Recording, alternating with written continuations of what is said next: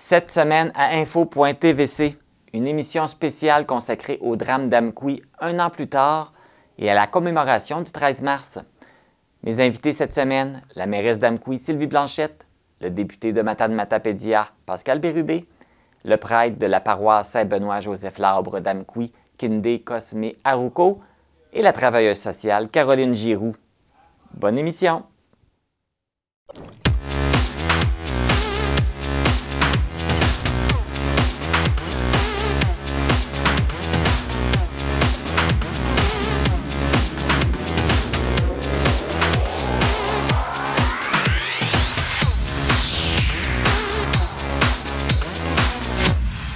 Ici Marc Baudouin, bienvenue à cette édition du vendredi 8 mars 2024 d'Info.tvc.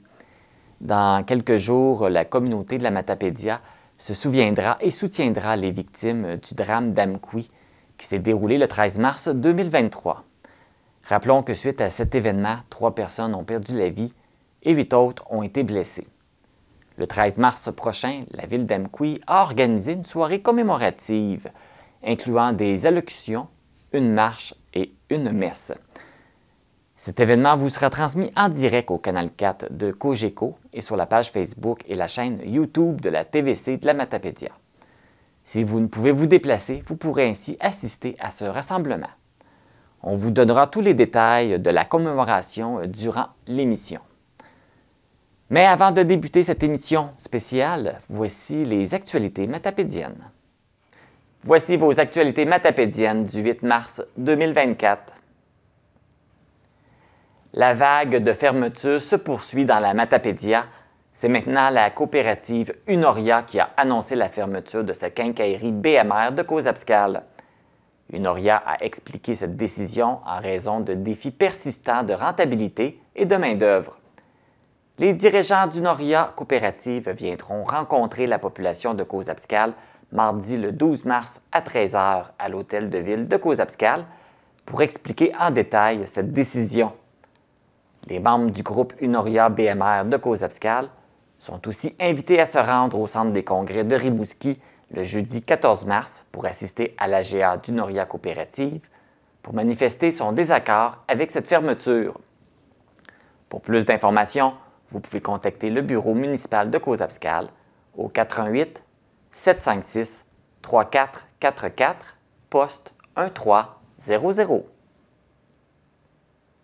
Le 12 mars prochain, le gouvernement Legault déposera son budget à l'Assemblée nationale. L'Association des radios communautaires du Québec, la Fédération des télévisions communautaires autonomes du Québec et l'Association des médias écrits communautaires du Québec demandent au gouvernement du Québec d'inclure des mesures d'appui concrètes pour les médias communautaires dans ce budget.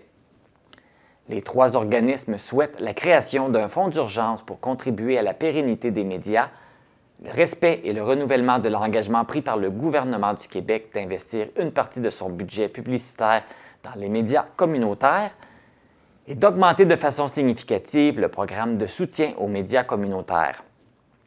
Les actions revendiquées s'avèrent nécessaires alors que les radios, les télés et les journaux communautaires s'efforcent de maintenir leur acquis pendant que les entreprises et les gouvernements, dont celui du Québec, poursuivent l'achat d'annonces publicitaires sur des plateformes comme Facebook et Instagram.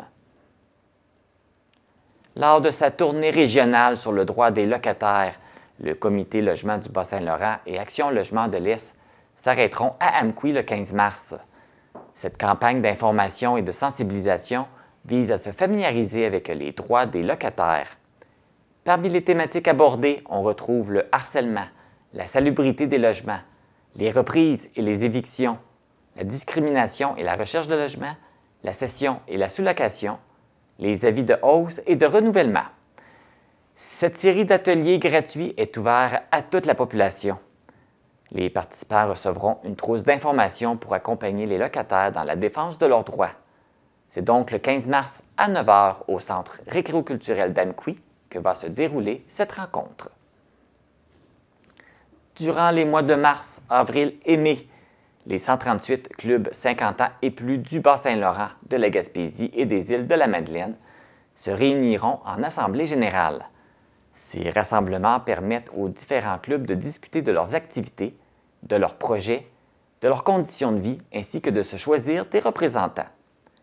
Les clubs sont à revoir leurs outils numériques, à remettre à jour leurs offres de loisirs, de conférences et d'animation, ainsi que relancer leurs ententes avec les marchands partenaires qui offrent des rabais aux membres. Ils sont toujours en attente d'un suivi du gouvernement pour obtenir un meilleur financement et pour un allègement des lourdeurs administratives. Cette démarche est appuyée par une pétition de plus de 2500 signatures et l'appui d'une vingtaine de municipalités. Voici maintenant les actualités sportives. Lors de la 58e finale des Jeux du Québec qui se déroule présentement à Sherbrooke jusqu'à demain, une matapédienne est double médaillée.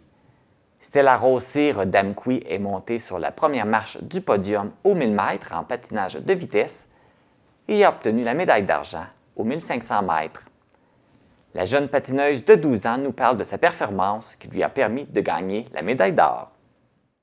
Salut, je m'appelle Stella Rose-Cyr. J'ai gagné l'or aux 1000 mètres en patinage de vitesse.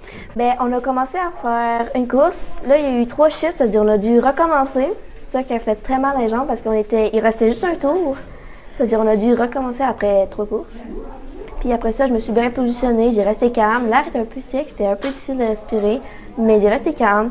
Puis j'ai fait quand même des bons dépassements. Personne ne voulait en avant parce qu'on était toutes un peu mortes, parce qu'on avait comme l'autre 8 tours dans le corps. Finalement, quelqu'un est parti, puis on l'a suivi. Aujourd'hui, je dirais que j'ai très bien performé, j'ai resté calme, puis j'ai fait des bons dépassements, j'ai pas tombé, j'ai pas fait de faux départ, puis j'ai pas été déçue. Ça veut dire, pour moi, c'est une très belle performance. Félicitations, Stella Rose. Dans la Ligue de hockey senior Desjardins de l'Est du Québec, le Bar Lazare de Causa-Abscal a connu une fin de semaine difficile et a essuyé 2 défaites.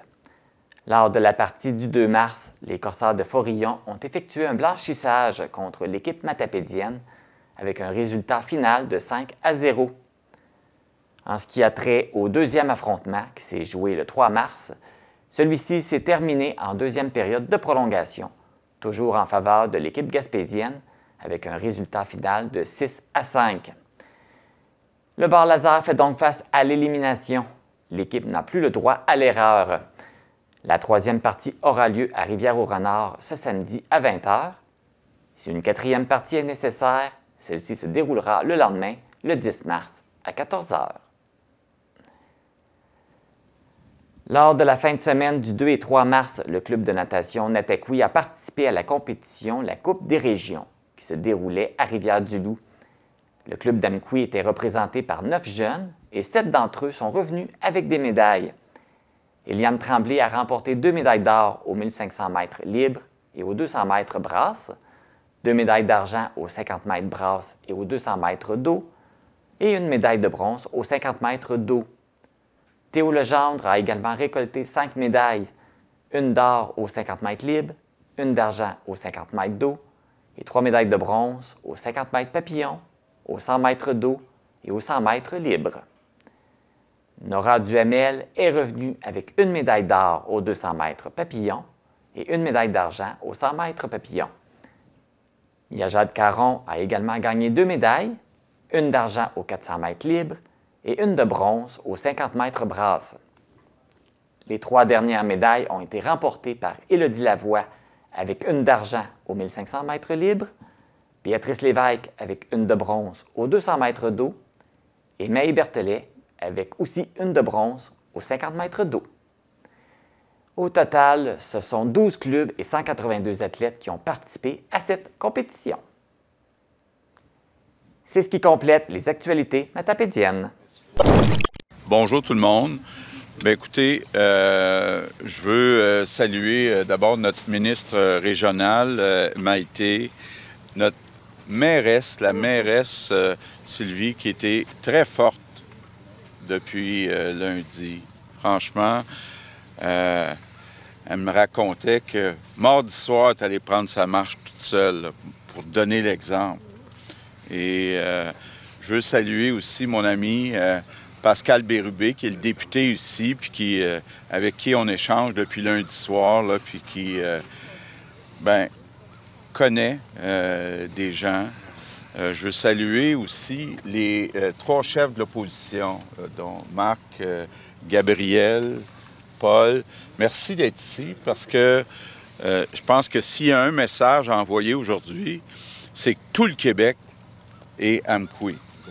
Tout le Québec est avec la Matapédia, avec le Bas-Saint-Laurent. Et évidemment, on a de la difficulté à trouver les mots. On se sent un peu coupable. En tout cas, moi le premier, en me disant, mais qu'est-ce qu'on peut faire de plus? Puis on doit en faire plus pour la santé mentale. C'est pas toujours facile parce qu'il faut que les personnes acceptent d'aller chercher de l'aide. Des fois, il faut peut-être les forcer à aller chercher de l'aide. Mais là, il faut penser aux victimes, à leurs proches, pas à toute la population qui est touchée. Parce que ne faudrait pas dans les prochains jours que personne se retrouve seul, se retrouve isolé. Puis la beauté de la place, c'est que justement, c'est tissé serré. Les gens se connaissent. Et que ce soit la famille, que ce soit les voisins, que ce soit les amis, c'est important qu'on se tienne serré, qu'on se serre les coudes. Puis une fois, bon, il y a une messe demain soir, mais après, j'ai bien aimé le message de la mairesse Sylvie qui disait, à un moment donné, il faut revenir à la vie normale. C'est pour ça qu'elle donnait l'exemple de revenir prendre sa marche. Parce que faut pas que la folie triomphe sur l'espoir. Faut être capable de retrouver la joie de vivre et ne pas oublier que c'est beau la vie, que c'est beau Amkoui. Regardez ça comment que c'est beau le Bas-Saint-Laurent. Donc, oui, il y a une période de deuil à passer, mais après, il faut être courageux puis retrouver le goût de vivre tout le monde. Donc, on est tous avec vous. Je veux remercier les policiers de la Sûreté du Québec, les ambulanciers, même les citoyens qui sont intervenus rapidement pour aider la population. La préfète là, de la Matapédia qui vient d'Amkoui, donc qui connaît bien les maires, mairesses qui sont ici.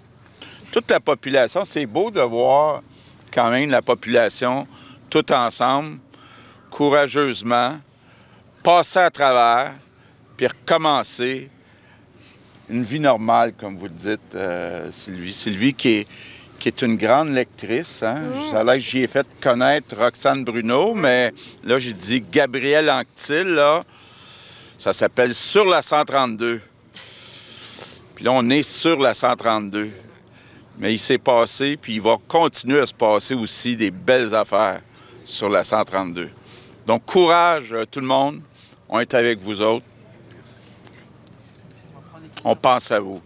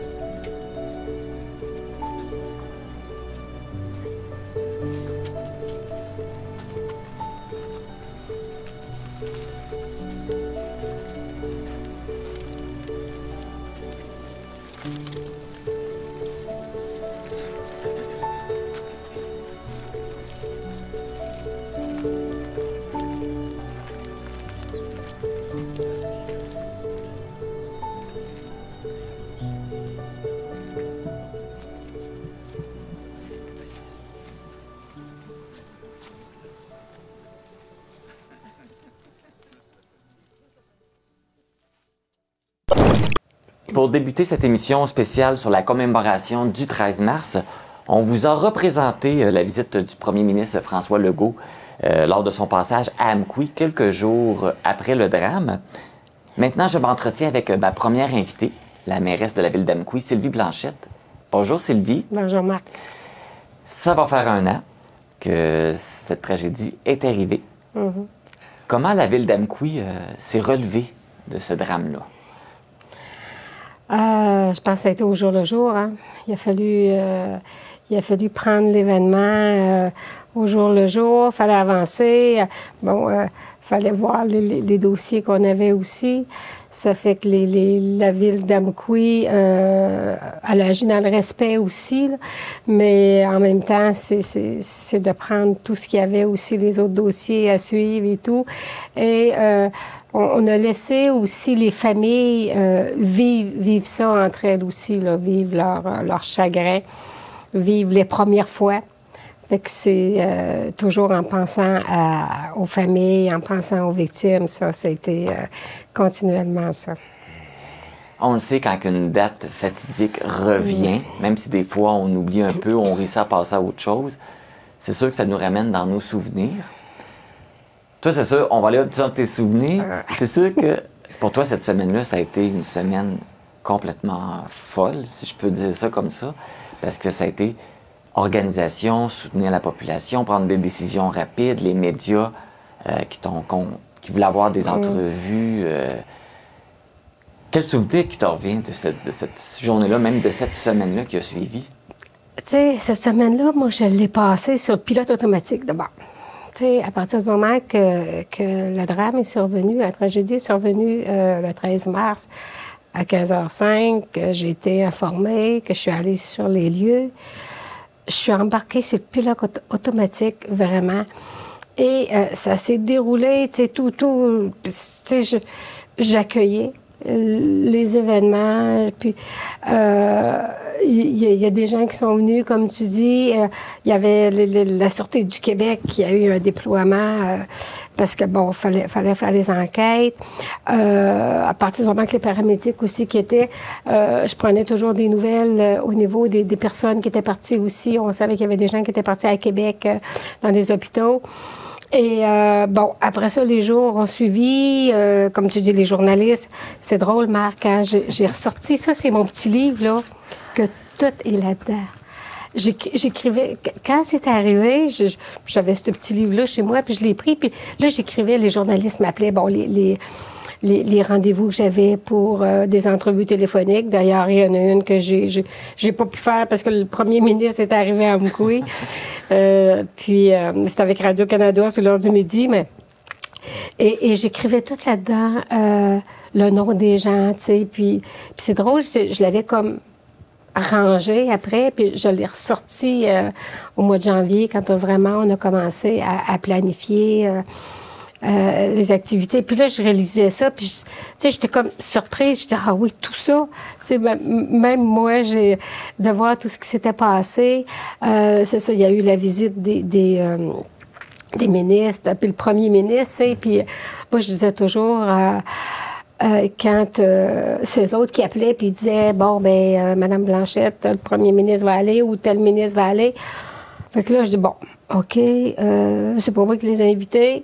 Fait qu'on va les accueillir. J'ai pas besoin de dérouler le tapis rouge. D'abord, c'est eux qui disent qu'ils s'en viennent. Fait que, mais tout ça aussi, c'est sûr que ça nous faisait du bien parce qu'on se sentait soutenus, on se sentait appuyés. Puis au-delà de ça, moi, j'ai eu des messages et des messages au niveau de courriel, au niveau de la page Facebook, Messenger. J'ai eu des messages, là. Puis je prenais le temps de répondre. Puis c'est ça qui me faisait du bien. Quand je lisais un message, à un moment donné, quand j'avais une petite période à moi, j'allais lire les messages, puis je répondais. Même si c'était juste « merci, j'apprécie », tu sais, ou quelque chose. Puis ça, là, je repartais avec plein d'énergie. Après que j'avais lu ces quelques messages, moi, je repartais avec plein d'énergie. Puis là, parce que ça a été jusqu'au vendredi soir, après la célébration de la messe, là, ça a été intense. Fait que là, c'était la fin de semaine. Après ça, c'était plus calme. Mais ça a pris comme 2 semaines avant que je décompresse. Sûrement, oui, parce que là, c'était l'adrénaline, j'imagine, qui rentrait. Elle était dans le top. Oui, mais je me souviens parce qu'on a fait une entrevue. Je faisais partie des médias qui couraient après.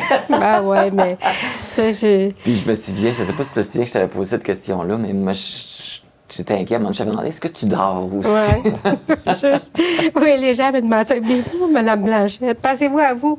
Puis je sais, je répondais, c'est pas le temps de penser à moi, je pense aux autres. Je suis là pour les autres aussi. Fait que quand ça sera le temps de penser à moi, je vais le faire. Mais là, je dois être là pour la population, je dois être là pour les citoyens, je dois être là pour les victimes aussi, pour ceux qui sont affectés.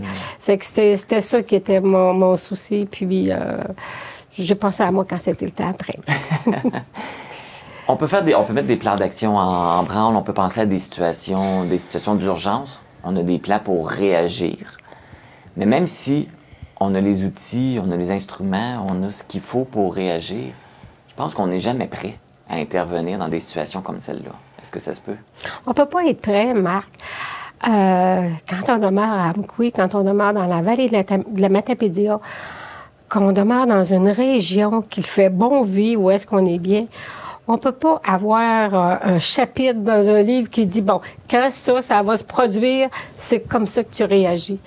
Tu sais, on va penser à des événements, on va essayer de prévoir, planifier, mais pas à une tragédie de la sorte dans notre région, chez nous, tu sais. Fait non, je pense que jamais personne, là, même Nostradamus a sûrement pas prévu ça. Fait que, c'est ça, non, on est...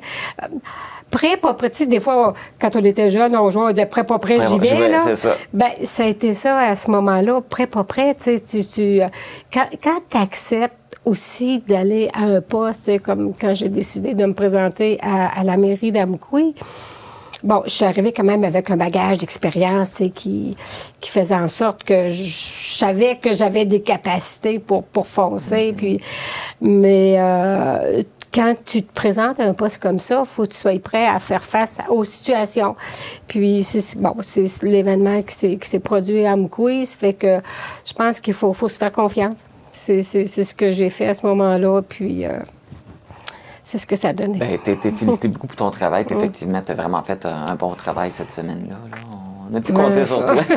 Merci. D'ailleurs, c'est ça, le 13 mars revient dans quelques jours. La Ville d'Amkoui, elle a organisé une soirée commémorative. En quoi ça va consister? Bon, c'est ça. C'est qu'on trouvait important de faire quelque chose, mais de le faire d'une manière sobre aussi. Parce que, tu sais, les gens, bon, à un moment donné, on se posait la question, est-ce qu'on fait de quoi de plus grandiose? Est-ce qu'on invite, tu sais, des gens qui sont déjà venus? Mais après ça, c'est les victimes qui doivent être mis de l'avant. C'est à elles qu'il faut penser. Ce sont des gens qui sont ça. Puis, alors, c'est ça, ce qu'on a pensé. Après ça, j'ai rencontré... parce que, tu sais, on parle toujours de 11 victimes. Puis même, à un moment donné, je me suis fait poser la question, pourquoi 11 victimes, tu sais, un tel ou une telle? Bien, ça a toujours été mentionné, 11 victimes au moment des événements, parce que, bon, il y a 3 personnes qui sont décédées, mais les 8 autres, c'est parce qu'elles ont été conduites à l'hôpital. Fait que pour nous, quand on a toujours parlé de 11 victimes, c'est parce qu'elles ont été conduites à l'hôpital. C'est les personnes qui ont été touchées directement, qui ont un impact direct. Là. Exactement, que ces personnes-là, ils ont eu un impact, qui ont été conduites à l'hôpital. Pour certaines, ils ont eu leur congé quand même. Pour certaines plus rapidement, pour d'autres, bon, ils ont été hospitalisés à l'hôpital d'Amkoui, d'autres ont été transférés justement à Québec. Fait que ce sont les gens qui physiquement ont été conduits à l'hôpital d'Amkoui. Fait que c'est pour ça qu'on parle des 11 victimes. Fait qu'à partir du moment que à la ville d'Amkoui, bon, on s'est assis ensemble, puis là, on a discuté, bon, qu'est-ce qu'on pourrait faire, ça. Fait que moi, j'ai communiqué aussi personnellement avec celle d'Amkoui. La plupart, je les ai rencontrés. Ensuite, j'ai appelé M. Bourget aussi, le père à Simon Guillaume qui est décédé. J'ai appelé M. Silvio Bourget. Puis là, je leur ai offert, j'ai dit, bon, nous, on vous offre ça. Est-ce que ça vous convient? Fait que tout le monde était content parce qu'en même temps, c'est ça, c'était quelque chose on voulait rappeler le 13 mars parce que au-delà des victimes, les citoyens nous demandaient « Allez-vous faire quelque chose? Puis quand? Puis quoi? » Puis les journalistes nous demandaient aussi. J'avais des appels. Ceux que je croisais beaucoup, ils demandaient « Ça va de quoi? » J'avais des appels de journalistes de l'extérieur. « Est-ce que vous allez faire quelque chose? » Alors, c'est ça. Donc, après avoir discuté avec, je dirais pas les 11 victimes, ben, il y en a 2 qui c'est des petits-enfants, puis même, je les ai rencontrés, les petits-enfants. Ils vont bien? Oui, ils vont bien. Ils jouaient. Quand je les ai vus, ils jouaient tous les 2, puis ils sont vraiment adorables. Et c'est ça. Fait que donc, qu'est-ce qui leur a été proposé, puis qu'est-ce qui va se faire? C'est qu'on convie les gens.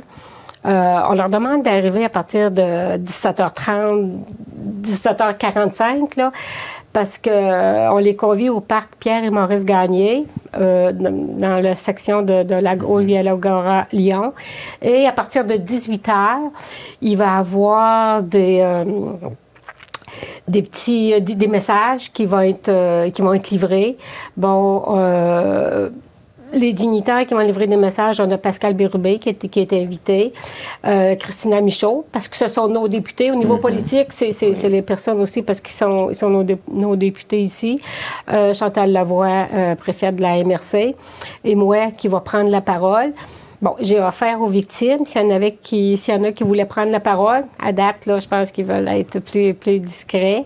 Mais ensuite, à 18h30, c'est qu'on part du parc PMG. On va passer par la cour de l'Hôtel Gagnon et on va se diriger sur le boulevard Saint-Benoît vers la Captive. Là, on va passer devant, il va y avoir un banc où est-ce qu'il va y avoir des gerbes de fleurs qui vont avoir été déposées sur un banc. On va passer en avant de la Captive. Ensuite, on va tourner pour la passerelle J-Napoléon Pérusse.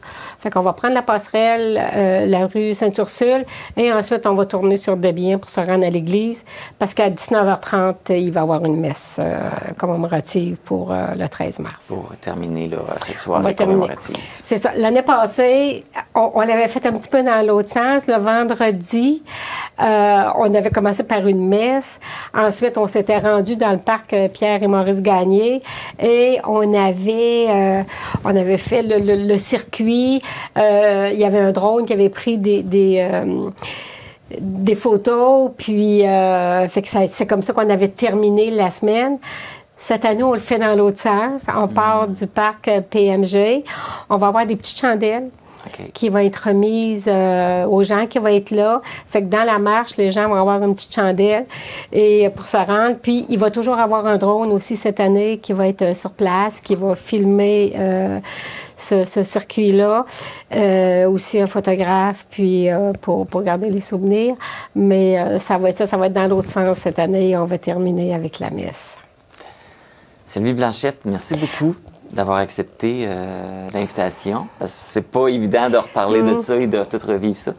Bien, j'aurais peut-être voulu rajouter juste, parce que si tu me permets, c'est drôle, parce que, tu sais, cette semaine, je parle beaucoup avec les victimes, puis, tu sais, je te parlais tout à l'heure des petites chandelles. Bon, fait que la ville, on a commandé les petites chandelles, mais pour avoir quelque chose dessus, ça fait qu'on a fait des petites étiquettes, une qui dit, bon, tous ensemble pour vous. Puis, le 13 mars 2023, là, Amkoui, 13 mars 2023. Fait que là, on se disait, bon, ben, on avait 1000, fait que coller ça, ça va être là. Mais j'ai fait une activité avec même Madame Desmarais, est venue avec des amis, Sylvie Ross aussi est venue avec des amis, il y a d'autres gens qui se sont ajoutés à nous, puis on a fait une activité, tu sais, parce que ces femmes-là, quand je n'avais parlé avec Sylvie, puis avec Pauline Desmarais, c'est qui m'ont dit, ben, je leur disais ça, qu'on allait faire ça, ben, on aimerait ça, nous aussi. Ces gens-là avaient comme le besoin de s'impliquer aussi. Fait que ça a été une activité qui a été vraiment agréable, qui nous a aidés aussi, je pense, à partager. Fait que une belle solidarité derrière ça. Exactement, je voulais le partager avec vous aussi. Fait que là, il nous reste juste à inviter les gens à venir participer en grand nombre à cette cérémonie.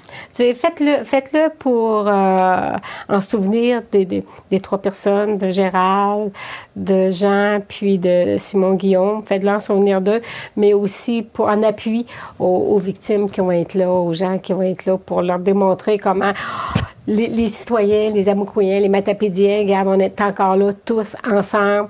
C'est comme ça qu'on fonctionne, nous. Et merci Sylvie. Ça fait plaisir. Mon prochain invité ne pouvait pas être avec nous en studio, mais il a quand même accepté de participer à cette émission spéciale. Je le reçois donc en vidéoconférence. Pascal Bérubé, député de Matane-Matapédia. Bonjour Pascal. Bonjour Marc. Ça va faire 1 an que la ville d'Amkoui a été frappée par cette tragédie. Qu'est-ce que ça te fait vivre à toi, le retour du 13 mars? De tristes souvenirs. Je me souviens très bien au moment où j'ai appris qu'il y avait un événement hors norme qui avait lieu à Amkoui, d'avoir décidé de me rendre rapidement sur place et de constater l'horreur que des gens sont décédés parce que une personne aurait commis l'irréparable. Je suis encore très touché par cet événement qui a ému beaucoup de gens au Québec. Amkoui est devenu tristement le centre de l'attention médiatique. Et ce que je retiens, c'est que la première des choses qu'on peut faire, c'est de ne pas oublier les victimes. Alors, cette entrevue, la commémoration qui aura lieu le 13 mars, y contribue. Ne pas oublier les victimes, penser aux survivants, penser aux familles. Ça, c'est la chose la plus importante. Et pour la suite, ben évidemment, il y aura d'autres étapes. Il y a la justice, évidemment, qui va suivre son cours en 2024. Évidemment, je peux pas m'aventurer davantage pour pas m'ingérer dans le processus judiciaire, mais il y aura ça. Puis pour le reste, essayons d'en tirer des enseignements, même si c'est très difficile. Alors, réponse longue à une question courte, qu'est-ce que je retiens?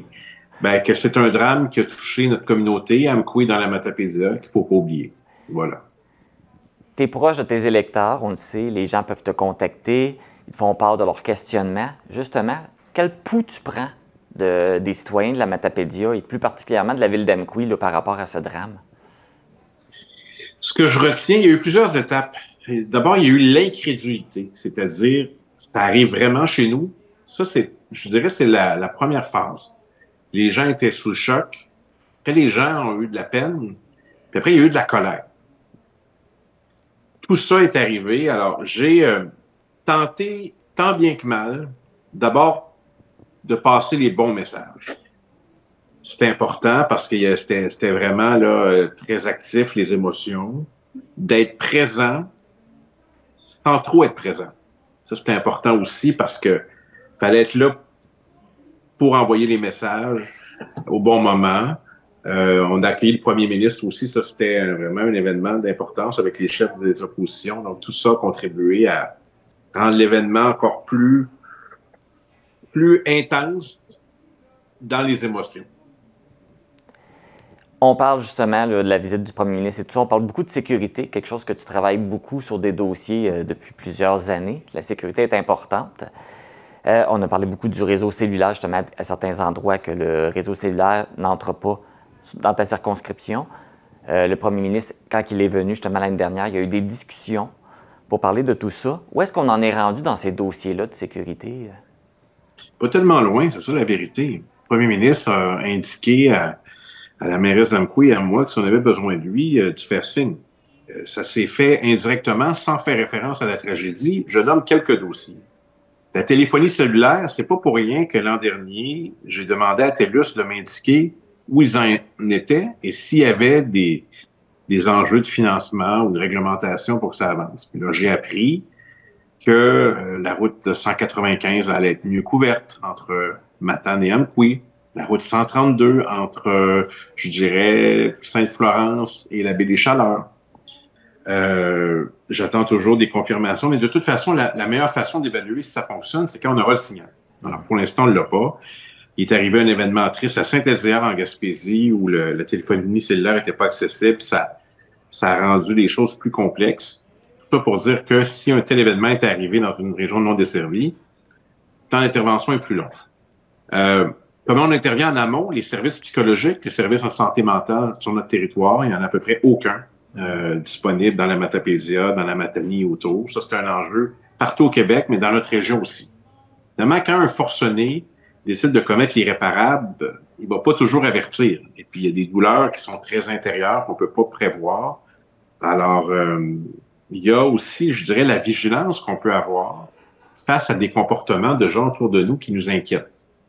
Offrir notre oreille attentive, parler, référer à des autorités compétentes, voire même à la police dans certains cas plus extrêmes, ça, on peut faire ça. Pour le reste, il y a des enjeux comme l'évacuation médicale. On a eu un cas d'orange à l'hôpital d'Amqui. Ça s'est bien passé dans les circonstances, mais il y a plus de 6 personnes impliquées, cas d'orange. Alors, est-ce qu'on pourrait travailler une formule où on accélérait l'évacuation médicale? À Matane, il y a un aéroport. À Montjoly, il y a un aéroport. Mais dans la Matapédia, on n'en a pas. Le gouvernement du Québec avait annoncé sa volonté d'avoir l'évacuation médicale par hélicoptère. OK. Moi, je trouve qu'on devrait l'évaluer pour la Matapédia. Il y a eu une annonce récemment pour quelques endroits. Moi, je pense qu'on devrait rajouter Amqui, étudier la faisabilité. Et je pense que ça serait pertinent d'avoir, pour la Matapédia, l'évacuation médicale par hélicoptère. C'est peut-être la meilleure formule, peut-être pas, mais qu'on l'évalue. Alors moi, ça fait partie des, je dirais, des éléments que j'ai notés de la tragédie. Pour le reste, une des grandes leçons, c'est aussi la couverture médiatique.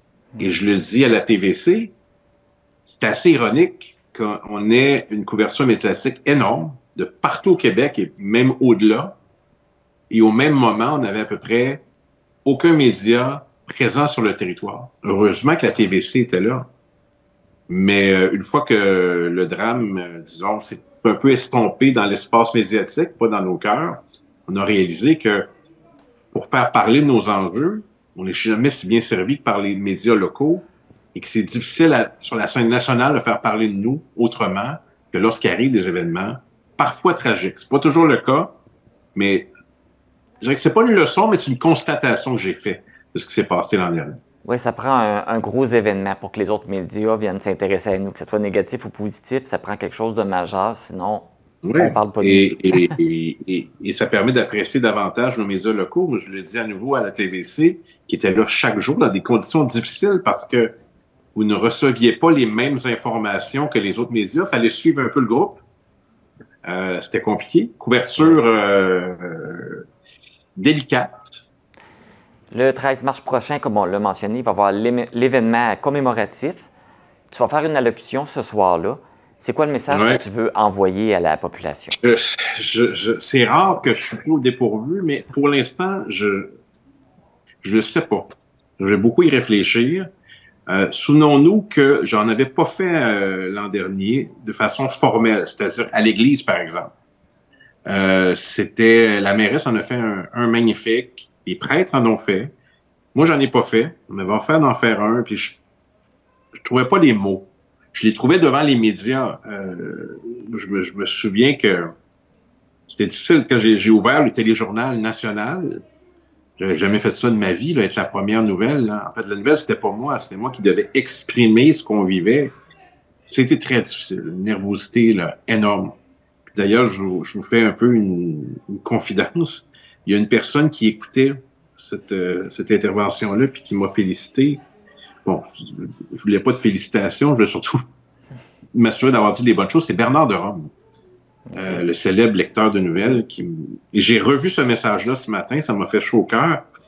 Surtout de ne pas avoir commis d'erreur. C'est-à-dire, je voulais vraiment communiquer les bonnes choses, même si le drame, ça ramenait pas les gens qui sont décédés, mais je voulais passer le bon message à la population de la Matapédia et aussi de réconfort, puis de préparer des jours plus heureux, puis aussi de la population du Québec pour parler de notre communauté. Je voulais pas qu'elle soit définie négativement par un événement isolé. Je voulais parler de la beauté de la Matapédia, de sa force, de sa solidarité. J'avais envie de dépeindre ma région, celle que je représente depuis des années, comme étant une région fantastique. C'est ça que j'avais envie de faire aussi. Alors, ça n'a pas été simple. Alors, qu'est-ce que je vais dire dans l'allocution? Je ne le sais pas encore. C'est difficile. C'est difficile de trouver les bons mots. Alors, je pense que je vais me laisser porter par le cœur puis par aussi ce que les citoyens m'ont dit depuis un an sur ce drame. Bon. Pascal Bérubé, député de Matane-Matapédia, merci beaucoup. Ça fait plaisir. On se voit très prochainement. C'est très rare que je manque une journée à l'Assemblée nationale, mais tout le monde conviendra que c'est pour une bonne cause. Alors, j'y serai. Et avec les gens de chez nous. Je pense qu'il ne faut pas oublier. Puis merci de ne pas oublier la TVC, ce qui s'est passé chez nous. C'est important. Et non, et puis en plus, ce soir-là, je ne sais pas si tu as entendu parler, mais on va être là en direct.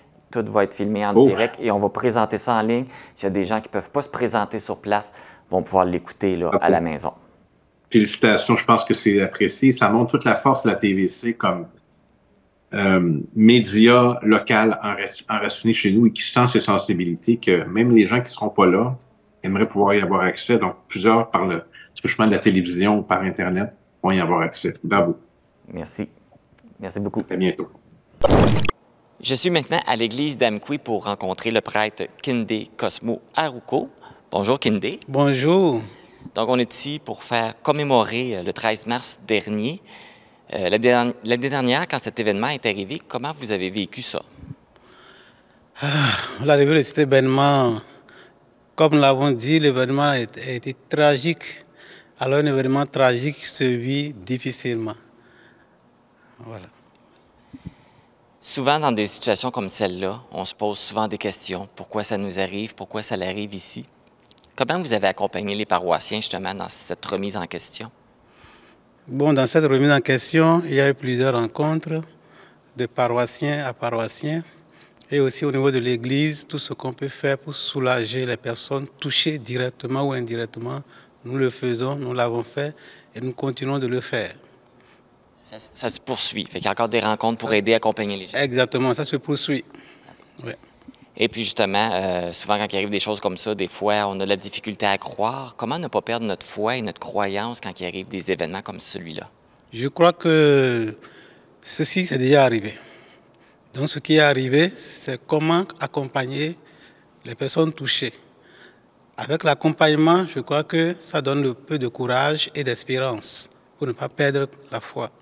Parce que je pense que c'est important de la garder aussi. C'est important de la garder parce que la vie continue.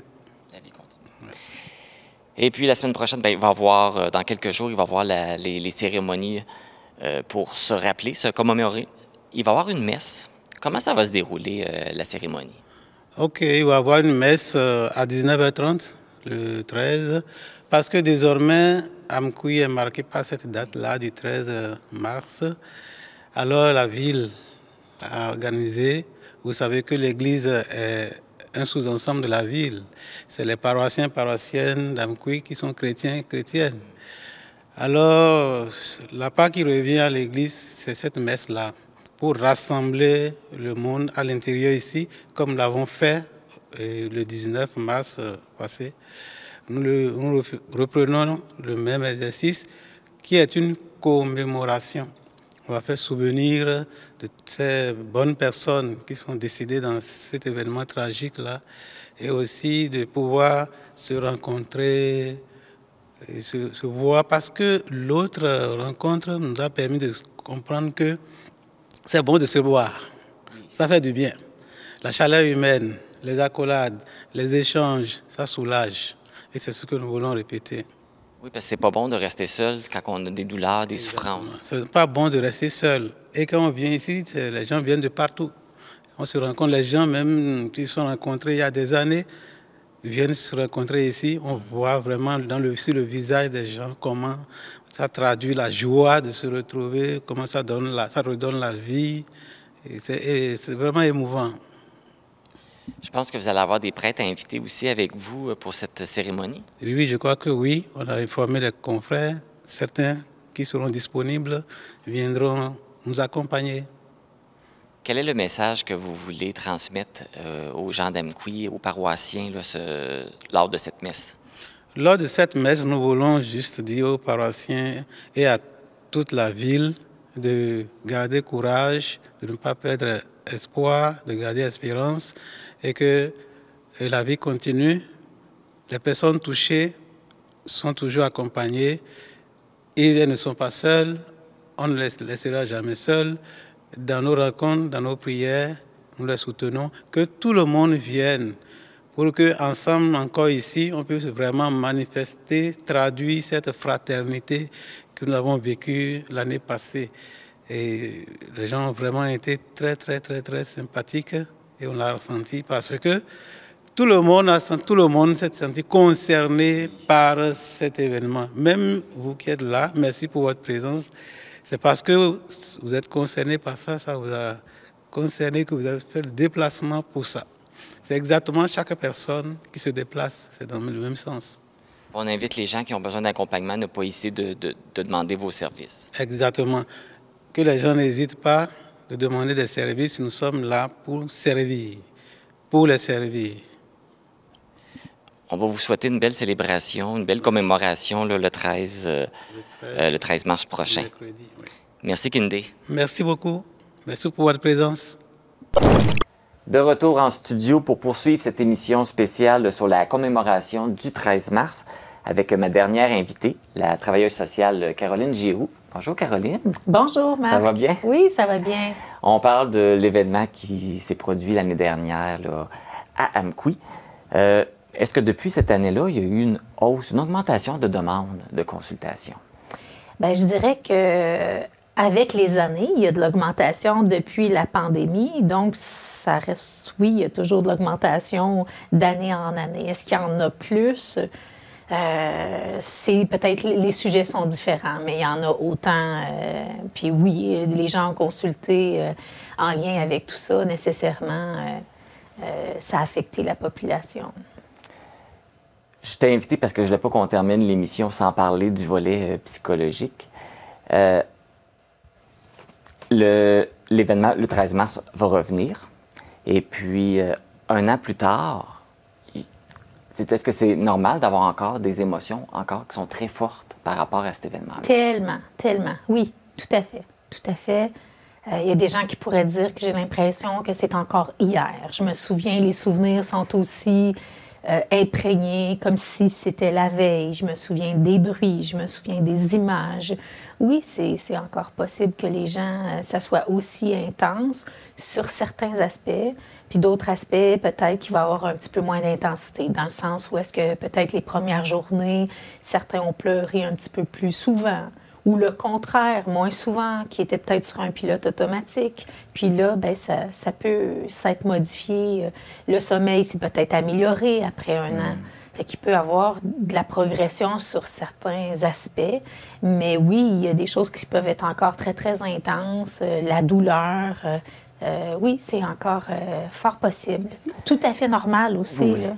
C'est ça. Parce que c'est quand même un gros événement. Là, fait que c'est normal qu'après un an, il reste encore des traces. Oui, tout à fait, parce que faut pas oublier que c'est un drame qui est comme hors norme. On ne s'attend pas à ça, de vivre ça au cours de notre vie. Donc, nos réactions, ils ont aussi l'intensité hors norme. Fait que ça, il faut le considérer aussi. Et là, le 13 mars va revenir. Peut-être qu'il y en a qui vont mieux. Et puis, mais c'est sûr que le 13 mars va réveiller probablement des douleurs, des souvenirs, comme tu mentionnais aussi. Comment on gère justement cette montée de ce retour de ces émotions-là? Oui, bien, d'abord de savoir que c'est normal, je pense qu'il faut accueillir ça. C'est normal. On parle beaucoup du premier tour de calendrier quand on a perdu un être cher. La première fois que c'est son anniversaire, la première fois qu'on a rencontré la personne, la première fois qu'on va à quelque part, au restaurant, puis qu'on a toujours été au restaurant avec cette personne-là, bien, on a ces souvenirs-là. Toutes les premières fois d'un paquet de choses, ça refait surface tout au long de l'année. Fait que c'est normal que là, il peut y avoir des souvenirs soit de l'événement, où ce qu'on était. Tu sais, si je demandais aux gens où ce qu'ils étaient au BOC de l'an 2000, probablement qu'il y a plein de gens qui se souviennent exactement où ils étaient quand ils ont appris ça. Bien, c'est la même chose aussi, comme un événement comme on a vécu. Les gens l'ont vécu individuellement, collectivement aussi. Donc oui, les gens vont se souvenir et ils vont avoir des images. Ils vont probablement s'en parler. D'autres qui vont peut-être choisir de ne pas en parler. Simplement pour se protéger ou pour se dire, ben là, j'essaie de passer à autre chose, d'être un peu plus fonctionnel. Je ne sens pas nécessairement le besoin de commencer à repenser à tout ça. Fait que souvent, les gens appréhendent justement les dates comme celle-là. Que ce soit, si, admettons, on parle d'un décès entre guillemets normal, bien, on appréhende l'anniversaire de notre parent, de notre enfant si on l'a perdu. Donc, le 13 mars, pour les gens, c'est la même chose aussi. Là. Il y a comme une appréhension de comment on va réagir. Qu'est-ce que ça va nous faire vivre? C'est comme un peu dans l'attente de comment je vais la vivre, cette journée-là. Je vais être plus vulnérable? C'est comme si on se préparait aussi émotivement. Là, on parle justement que les réactions peuvent être différentes, là, rendues au 13 mars. Mais ça peut-tu devenir un conditionnement à chaque 13 mars? Bon, je pleure beaucoup, j'ai peur, je vis un stress à chaque année quand le 13 mars va revenir. Est-ce que ça peut se créer chez certaines personnes? Bien, des fois, c'est déjà créé chez certaines personnes, comme on pourrait entendre des gens qui n'ont pas encore marché, donc qui n'ont pas besoin du 13 mars pour être encore insécures ou avoir des choses qu'ils n'ont pas tout à fait franchies comme défis dans ce qu'ils ont vécu. Fait que le 13 mars, en général, quand on met un genre de rituel, c'est pour collectivement se soutenir. Oui. Hein? Pas se sentir seul, se sentir ensemble, avoir du soutien, de la solidarité. C'est pour ça que c'est comme une façon, quand on commémore, de sentir la chaleur humaine, de se rappeler, mais en même temps de se sentir ensemble dans cette épreuve-là. Par contre, c'est pas tout le monde qui va avoir besoin de ça. Non, c'est ça. Alors là, il faut dire aux gens, ils ont le choix de le vivre à leur façon. Donc, il y en a qui vont vouloir que ce soit comme une journée comme un autre, puis qu'au plus vite que ça passe. Il y en a qui vont peut-être choisir de quitter la région pour cette journée-là ou de s'occuper autrement. Il y en a qui vont peut-être prendre congé, prendre la journée pour plus d'introspection, faire un petit bilan suite à cette année-là. Qu'est-ce que j'ai eu comme progression? Est-ce que je suis un petit peu plus fonctionnelle? Mon retour au travail a commencé? Est-ce que je dors mieux? Est-ce que je prends plus soin de moi? Où j'en suis rendue sur le plan émotif là, suite à cette journée-là qui est venue tout basculer dans la vie, là. Donc, je dirais que c'est vraiment unique à chacun. Et aussi, selon comment on a été touché par l'événement. Est-ce que c'est un de nos proches?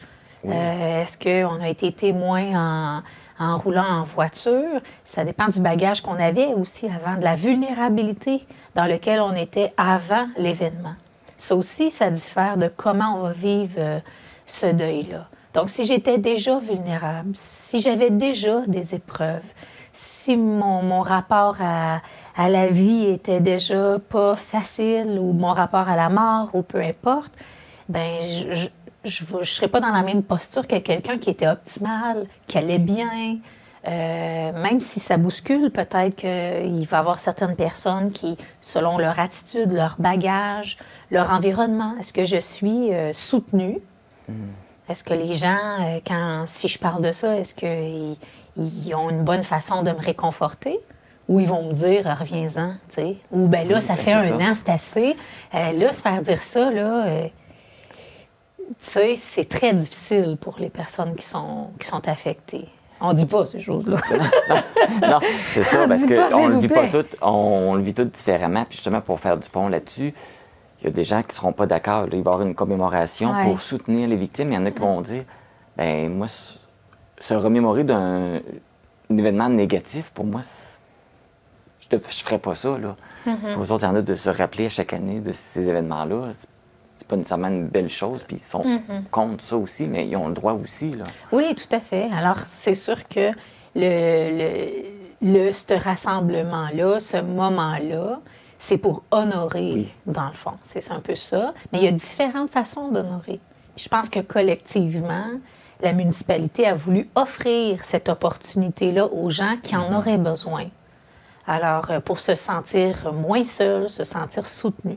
Mais ça se peut très bien qu'il y en a que ça réponde moins, puis c'est correct. Puis ils pourront organiser leur journée ou vivre ça à leur façon aussi, comme le deuil finalement. On le vit à la façon, puis on n'est pas arrivé tout le monde au même endroit, de la même façon, puis dans le même état. Il faut respecter ça. C'est pour ça que dans ces choses-là, il n'y a pas de bonne ou de mauvaise réponse. Exact. Parce qu'il n'y a pas une personne qui réagit de la même façon, il n'y a pas une personne qui voit les choses de la même façon. Je pense que l'important, c'est de s'écouter soi, puis d'aller selon ce qu'on a nos besoins, puis ce qui répond à ce qu'on a besoin, puis ce qu'on veut aussi. Exactement. Fait que peut-être le voir comme un moment, une petite pause pour se dire dans quel état émotif je suis présentement après un an, puis qu'est-ce que je compte faire maintenant pour aller mieux. Tu sais, un peu le thermomètre, une espèce de prise en compte de ma météo intérieure, là, puis de me dire, bon, Est-ce que j'ai retrouvé le sommeil? Est-ce que je suis capable d'avoir des émotions de joie? Est-ce que ça m'arrive de rire un peu des fois ou de ressentir un peu la joie? Est-ce que ça m'arrive d'apprécier ou c'est la tristesse m'envahit à chaque journée? Est-ce que je suis capable de décrocher de certaines images ou de la tristesse? Alors, un coup qu'on a fait cette introspection-là, mais ça nous permet après ça de se dire, bien, pour aller de l'avant, qu'est-ce que je peux mettre en place? Est-ce que là, j'aurais besoin d'aller chercher de l'aide? Si je vois que j'ai de la misère encore à me concentrer, puis ça m'amène beaucoup d'erreurs au travail, j'ai de la difficulté à dormir, de la difficulté à prendre soin de mes enfants, je suis plus ou moins fonctionnelle, j'ai pas le goût de faire bien grand-chose, je me suis isolée. Mais là, j'ai comme plein d'indicateurs qui feraient que ce serait peut-être le moment d'aller chercher un petit coup de main. Là, il y a une question probablement que tout le monde se pose. Combien de temps ça prend? Parce que souvent, le monde se dit, combien de temps j'en ai avant de m'en remettre, avant de m'en sortir? Bien là, ça dépend. Est-ce que tu es proche d'une victime? Est-ce que tu es un témoin? Est-ce que ça dépend, j'imagine, de ce que tu as vécu. Ça doit être difficile de faire une moyenne. Oui, c'est ça. Il n'y en a pas de temps. Il n'y en a pas. Ouais, c'est ça. Fait qu'il faut non plus pas comparer. Moi, quand je reçois les gens qui vivent des deuils, je leur dis, comparez-vous pas. Comme je disais tantôt, ça dépend dans quel état on était au moment où c'est arrivé. C'est quoi le bagage qu'on portait? Toutes les blessures qu'on portait avant l'événement. Est-ce que j'étais en énergie? Est-ce que présentement, je suis soutenue? Est-ce que je suis seule dans ma vie? Est-ce que... quel est le rôle que la personne jouait dans ma vie? Est-ce que c'était une personne qui répondait à beaucoup, beaucoup de besoins? Puis là, il y a comme un vide, puis là, il faut que je m'adapte à moi-même, répondre à certains besoins, puis que j'y arrive pas, ou qu'il n'y a pas d'autres personnes qui viennent répondre en partie. Donc là, ça place une certaine vulnérabilité selon chacune des personnes. Mon réseau, est-ce que j'ai de l'aide? Est-ce que j'ai de l'espoir? Et c'était quoi mes croyances aussi? Est-ce que je crois que je vais revoir la personne? Est-ce que je crois que je la reverrai pas? Est-ce que je suis en colère face à la vie? Est-ce que je suis encore dans le déni? Alors, tous ces facteurs-là viennent vraiment, vraiment influencer comment je vais le vivre. Puis, est-ce que j'ai un tempérament qui est une attitude... est-ce que j'ai naturellement l'attitude de la gagnante? Ou j'ai tendance à être dans une posture plus négative, plus sombre, plus de difficulté à voir le beau, essayer de trouver la fleur dans l'asphalte. Si c'est plus difficile, comme... Tu sais, il y a des gens qu'on dirait qui ont le bonheur facile, sont toujours de bonne humeur, puis ils tournent toujours ça au positif. Mais ça, c'est un facteur qui peut aider. Oui. Et dans le fond, la meilleure réponse, c'est de dire, si tu vois que tu te sens pas bien ou si tu as l'impression que ça va... Tu consultes, tu demandes de l'aide. Exact. Tu fais le tour. Oui, c'est ça, c'est ça. Puis fait ici, il y a des gens qui sont proches puis qui disent, il me semble qu'il ne veut pas en parler ou elle ne veut pas en parler, puis tout ça. Mais des fois, il faut respecter aussi le rythme des gens. C'est ça qui est des fois, ils ont peut-être un ami ou une amie, puis ça suffit parce que la qualité des moments avec cette personne-là, ça vient répondre à des besoins. Mais si je vois que je suis moins fonctionnelle, je suis plus dans la souffrance plus longtemps, et puis que j'ai pas beaucoup d'espoir. Là, c'est sûr qu'il faut essayer d'aller donner un petit coup de main. Puis qu'on peut venir avec la personne, l'accompagner. Mais être accueillant... Dans le fond, ce qu'il faut retenir, on va à son rythme, puis on n'hésite pas à consulter. Exactement. Puis on se fie à nous. Est-ce que telle décision me fait sentir bien? Oui, c'est la bonne décision. Caroline Giroux, merci beaucoup. Ça fait plaisir. C'est tellement intéressant. J'en aurais pris encore. Mais écoute, c'est ça, on invite les gens là, à se respecter puis ne pas oublier, ne pas se gêner pour demander de l'aide s'ils en ont besoin. Et ne pas juger le rythme des gens. Chacun son fait. rythme. Et puis, petit train va loin, un pas à la fois, puis un petit objectif à la fois d'aller mieux, puis ça va faire son rythme. Merci beaucoup. Merci. C'est ce qui termine cette édition du 8 mars d'Info.tvc. Merci d'avoir été à l'écoute. Avant de terminer, je tiens à souligner que le 8 mars est la Journée internationale des droits des femmes et que c'est une date importante car c'est une occasion de souligner le chemin parcouru par les femmes et de saluer tout le travail accompli dans l'atteinte de l'égalité. Les vêtements que je porte sont une gracieuseté de la boutique Passion Mode située à Causa-Piscale. Ne manquez pas ce dimanche le télébingo à 12h30. Les cartes à jouer sont de couleur mauve. N'oubliez pas d'avancer l'heure cette fin de semaine dans la nuit du samedi au dimanche pour être à l'heure au télébingo. Et en même temps, Changez donc la pile dans votre détecteur de fumée.